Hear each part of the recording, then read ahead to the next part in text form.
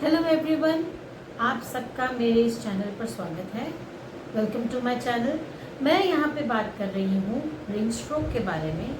12 साल पहले मेरे फादर को ब्रेन स्ट्रोक हुआ था और उनकी स्पीच इफेक्ट हो गई थी with right side of his body. तो इस पूरी जर्नी में हमने जो भी गलतियाँ की या जो कुछ सही किया वो मैं यहाँ इस वीडियो सीरीज में शेयर कर रही हूँ। इससे पहले के वीडियोज़ में भी मैंने शेयर किया है। इस वीडियो में मैं बात कर रही हूँ कुछ ऐसी बातें जिन पर ध्यान देने के लिए हमें न्यूरोलॉजिस्ट ने बोला था immediately after the stroke and उसके बाद भी आने वाले वक्त में उन्होंने बोला था कि कुछ बातों पे आप हमेशा ध्यान दें। मेरे फादर क्योंकि ब्लड थिनर ले रहे थे उस समय भी तो वो एक बहुत इम्पोर्टेंट पॉइंट उन्होंने बोला था कि इनको इंजरी नहीं होनी चाहिए क्योंकि फिर वो ब्लड जो है वो जल्दी रुकेगा नहीं। उसके अलावा भी फिर भी स्ट्रोक जो सर्वाइवर हैं बहुत ध्यान देना चाहिए कि वो गिरे ना, उन्हें कोई और इंजरी ना हो क्योंकि उनकी बॉडी जब रिकवर हो रही है वैसे भी अगर एल्डरली हैं तो बहुत ही ध्यान देना वैसे भी है। और स्ट्रोक के केस में क्योंकि बॉडी पार्ट्स इफेक्ट होते हैं तो गिरने के चांसेस बढ़ जाते हैं, स्पेशली बाथरूम्स में। बाथरूम बहुत ज़्यादा रिस्की हैं क्योंकि वेट रहते हैं, तो हमें ध्यान देने बोला था कि बाथरूम्स हमेशा ड्राई हो। अब इसमें यही पॉइंट आता है कि एक बात ये हो जाती है कि उन्हें अपने आप डिपेंडेंट होना, सेल्फ डिपेंडेंट होना है, कोशिश करनी है कि वो डिपेंडेंसी छोड़ें और खुद अपने मूवमेंट्स वापस आएं, जो कि बहुत किसी से बहुत अच्छे से हो भी जाता है।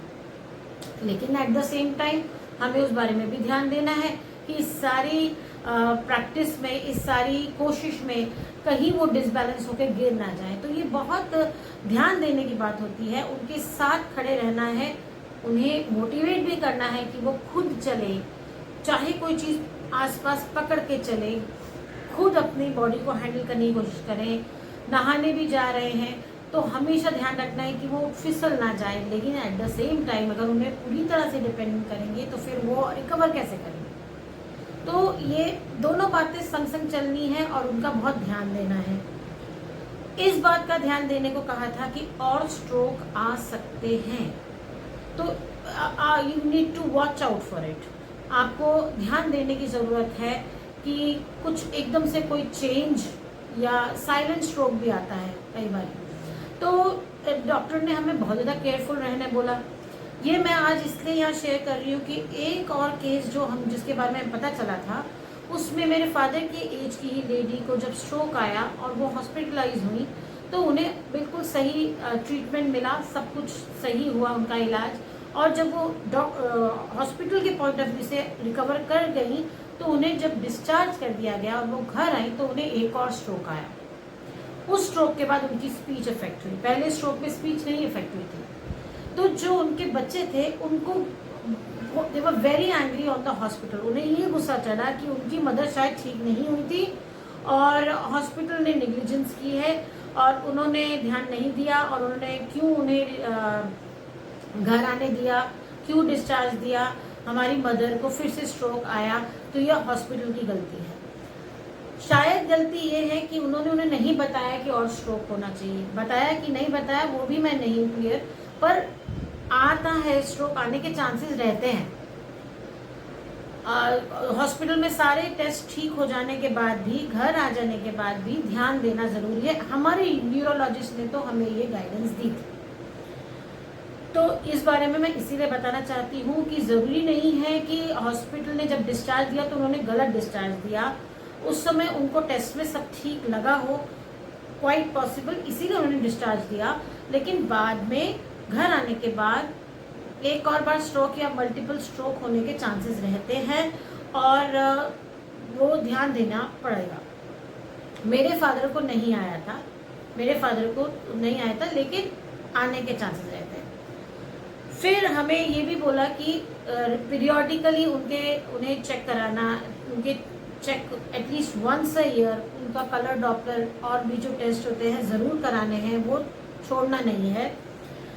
मेरे फादर के लेफ्ट हैंड साइड में एक ब्लॉकेज पता चल रहा था, तो हमारे जो न्यूरोलॉजिस्ट थे उन्होंने बोला था वो फुल ब्लॉक्ड है और जो ब्लड है उसने अपना एक अलग पाथ बना लिया है फ्लो करने के लिए, तो हम इस बारे में कुछ नहीं करेंगे, उसे टच नहीं करेंगे। हम लोग बस वो जो कलर डॉपलर टेस्ट है और जो 2-3 टेस्ट उन्होंने लिख के दिए वो साल में एक बार डेफिनेटली कराइए। उसे बिल्कुल भी पोस्टपोन या नेग्लेक्ट ना करें, ताकि हम ध्यान देते रहें और प्रिवेंट कर सके कि और कोई स्ट्रोक ना आए या कोई चेंज आ रहा है कुछ भी। देन एक बहुत सिचुएशन अराइज हुई थी, जो बॉम्बे आए थे, मतलब स्ट्रोक को ज़्यादा टाइम नहीं हुआ था, तो मैं यहाँ पे मेंशन कर रही हूँ।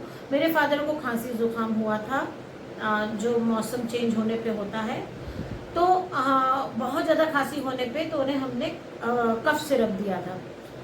वो कफ सिरप में नींद का एलिमेंट ज़्यादा था, तो उसके बाद वो उठे बहुत ज़्यादा गहरी नींद में नहीं बोलेंगे, मतलब बहुत ही ज़्यादा बेहोश की तरह हो गए थे। तो हमने जब न्यूरोलॉजिस्ट से बात की तो उन्होंने ये बोला क्योंकि उनके ब्रेन पे असर हुआ है, तो सिंपल मेडिकेशन जो आप नॉर्मली दे देते हैं, ले लेते हैं खुद, जिसमें आपको प्रिस्क्रिप्शन की ज़रूरत नहीं पड़ती, जैसे सिट्रिजीन या कफ सिरप्स, आप अपने आप ना दीजिए, बिना पूछे मत दीजिए। तो वो मैं ये कहना चाहती हूँ कि वो हमें हार्मलेस लगी थी, और जो हमारे न्यूरोलॉजिस्ट थे, बिकॉज बहुत फेमस और बहुत इस्टेब्लिश थे, तो it was not easy to get in touch with him. तो खांसी बहुत ज़्यादा थी तो हमने दिया, लेकिन वो गलती थी। अब कभी भी ऐसा होता है तो उन्होंने हमें 1-2 दिए हैं ऐसे नाम, जिनमें स्लीप वाला इफेक्ट जो है वो बहुत कम है, नेग्लिजिबल है। उन्होंने हमें कहा है कि ये सेफ है। और ऐसे कुछ और ऐसा होता है, जैसे बुखार की मेडिसिन भी बहुत ज़्यादा स्ट्रॉन्ग नहीं देनी है, और डॉक्टर से पूछे बिना, न्यूरोलॉजिस्ट से पूछे बिना तो बिल्कुल ही ना दें। और अगर ऐसा हो गया है कि पहले हुआ है और हमने वो दी है दवाई, उन्होंने ही प्रिस्क्राइब की है, तो हाँ, वो फिर हम दे सकते हैं। किसी भी तरह के छोटे से छोटे चेंज जो हमें अलार्मिंग लगे, उसके बारे में अपने न्यूरोलॉजिस्ट को ज़रूर बताएं। जब भी आपकी शेड्यूल विजिट हो या आपको लगे कि ये चीज़ हमें बता देनी चाहिए, इस शेड्यूल विजिट का वेट नहीं करना चाहिए, तो गो अहेड, डू इट, क्योंकि हमें चांस नहीं लेना है। So get in touch with him, if he is not available then email या WhatsApp, somehow get in touch to keep him aware what is going on। इसके बारे में मैं एक और वीडियो बनाऊंगी कि हमने ये ऐसी सिचुएशन जब फेस की थी तो हमने उसे कैसे हैंडल किया, where things started changing and then we had to admit our father in hospital.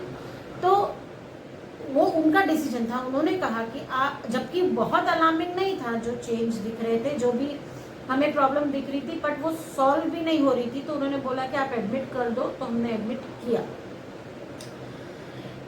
4th point जो उन्होंने हमें क्लियर बोला था, जैसे ही हमने उनसे जब कंसल्ट करना शुरू किया, और राइट साइड अफेक्टेड थी, काफ़ी अफेक्टेड थी शुरू में, तो मैक्सिमम लोगों ने हमें सजेस्ट किया कि वो मसाज वाले होते हैं जो मसाज देते हैं, तो बहुत जल्दी मूवमेंट आ जाएगी आर्म्स में, लेग्स में।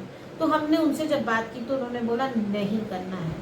उन्होंने हमें बहुत क्लियर शब्दों में बोला कि ये जो मसाज वाले होते हैं, जो मसाज करते हैं, वो are not physiotherapist, they are simple massage वाला, जो आप बोलते हैं कि बहुत अच्छा मसाज करते हैं और उससे बॉडी में बहुत जल्दी असर होगा, जो भी आपने सुना है, आप नहीं करेंगे, क्योंकि कई बार वो ज़्यादा डैमेज करते हैं। कोई नस, कोई नर्व दब जाती है जो सिचुएशन ख़राब कर देती है।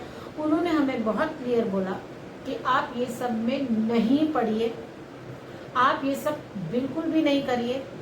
हल्के हाथों से सिंपल तेल जो भी उन्हें सूट करे, हाँ, पेन को रिलीव करने वाला कोई तेल है तो सिंपल, बहुत ज़्यादा प्रेशर डाले बिना हल्के हाथों से उनको मसाज करें और अपवर्ड साइड में करें। ओके, ये हमें हॉस्पिटल में बोला कि ऊपर की साइड करें, पर बहुत प्रेशर नहीं डालना है, जितना उन्हें कंफर्टेबल है उतना ही रखना है, और इन सब में नहीं डालना है बिल्कुल भी। ये हमने उनसे 2-3 बार पूछा, क्योंकि बहुत बार लोगों ने हमें बोला कि आप गलती कर रहे हो, तो हमने उनसे पूछा तो उन्होंने बोला बिल्कुल भी नहीं, और इससे अगर कुछ कॉम्प्लिकेशन अराइज हुई तो आप रिस्पॉन्सिबल होंगे। तो हमने वो चांस नहीं लिया और वो धीरे धीरे मूवमेंट आई मेरे फादर की, एक्सरसाइजेस से आई। हो सकता है किसी को बहुत हेल्प हुई हो तभी वो इतना सजेस्ट कर रहे थे, पर हमको ये पॉइंट ऑफ व्यू बोला, हमें ये पॉइंट पे ध्यान देने बोला और बोला कि आप नहीं करवाइएगा, इसलिए मैं इसे यहाँ पे बता रही हूँ। तो ये सारे जो पॉइंट्स थे ये हमें धीरे धीरे पता चले और हमें गाइड, न्यूरोलॉजिस्ट ने ही गाइड किया कि आपको इस बारे में ध्यान देना है। कोई भी नई मेडिसिन जो बहुत सिंपल हो हम दे देते हैं, बच्चों तक को भी देते हैं अगर, तो जो घर में रहती हैं तो वो देने से पहले स्ट्रोक सर्वाइवर के केस में जब वो रिकवरी के पीरियड में है स्पेशली, तो डॉक्टर से पूछे बिना नहीं देना है। ये वीडियो का मेरा एम यही था। अगर किसी ने कुछ और एक्सपीरियंस किया है तो आप कमेंट्स में शेयर करें। मेरी कोशिश है कि जो हमने गलतियाँ की या हमें जो गाइडेंस मिली मैं सबसे वो शेयर करूं, ताकि और हिंदी में करूं, ताकि क्योंकि बहुत से वीडियोस इंग्लिश में हैं तो मैं हिंदी में कर रही हूँ ताकि हर कोई समझ पाए। और मैं ये कोशिश कर रही हूँ कि मैं जो इस स्टेज से गुजर रहे हैं वो गलतियां ना करें, मेरी यही कोशिश है। Thank you for your patience and thank you for listening to me. You can, thank you.